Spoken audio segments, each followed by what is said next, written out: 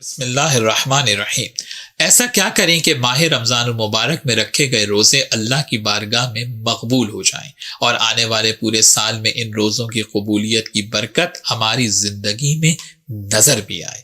حقیقت یہ ہے کہ اس سوال کا جواب سوائے اہل بیت علیہ السلام کے کوئی دے ہی نہیں سکتا، کیونکہ وہی رسول اللہ صلی اللہ علیہ وآلہ وسلم کے علم کے وارث ہیں۔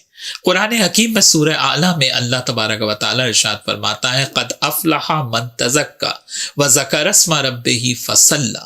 ائمہ معصومین نے ان آیات کی یہ بھی تفسیر بتائی ہے کہ تزکا سے مراد عید الفطر کے موقع پر فطرہ دینا ہے۔ پھر امام جعفر صادق علیہ السلام ارشاد فرماتے ہیں کہ جس طرح رسول اللہ صلی اللہ علیہ وآلہ وسلم پر درود بھیجنا نماز کو کمال عطا کرتا ہے، اسی طرح فطرہ ادا کر کے مستحقین کی مدد کرنا روزوں کو درجہ کمال عطا کرتا ہے۔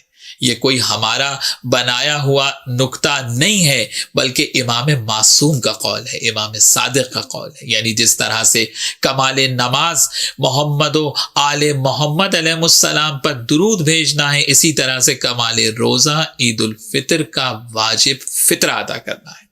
دیگر مقامات پہ قرآن حکیم میں آپ دیکھیے کہ نماز کا ذکر پہلے ہے، پھر زکوٰۃ کا ذکر ہے، مگر سورہ اعلیٰ میں زکوٰۃ کا ذکر پہلے ہے، نماز کا ذکر بعد میں ہے۔ شاید اسی لیے ہم روز عید فطرہ پہلے ادا کرتے ہیں اور نماز عید بعد میں پڑھتے ہیں۔ یہاں پر میرا مؤدبانہ سوال ہے ان سے جو ہم پر یہ الزام لگاتے ہیں کہ شیعہ زکوٰۃ نہیں دیتے، ہم تو زکوٰۃ الفطرہ ادا کرنے کو روزوں کے لیے موجب کمال جانتے ہیں۔ اللہم صل علی محمد